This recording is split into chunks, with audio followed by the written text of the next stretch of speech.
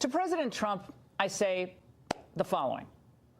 You've accomplished so much this year, but you're not going to ever get the press on your side. They're not going to give you credit.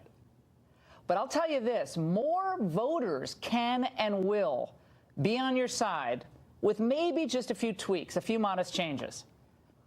Perhaps the time has come to put aside a few of the Twitter battles. I like the tweets, but not all of them. And now it's time to humanize the agenda that you've been fighting for.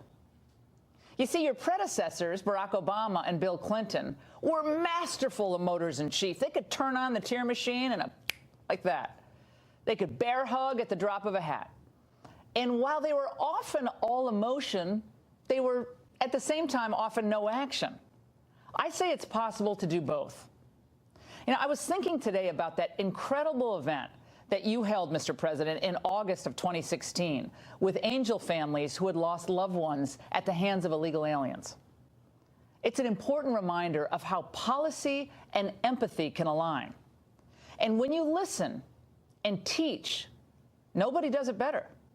And if that's not empathy, what is it?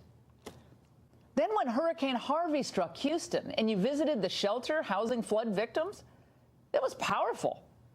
If that's not what empathy, what is? I like seeing you out among the people. I like seeing you with children, the elderly, factory workers, volunteers. You can be really charming, and you can be really warm in person. And it's time to let more Americans see that.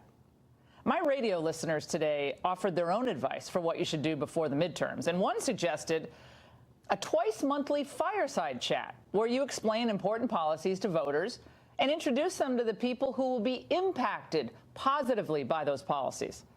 I think it's a good idea, and it's great politics as well.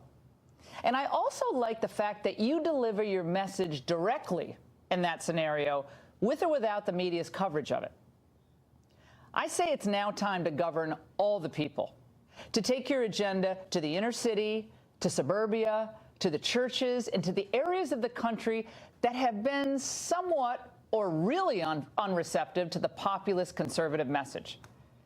It's hard to be a national party, isn't it, when every presidential election cycle we write off California and New York right off the bat.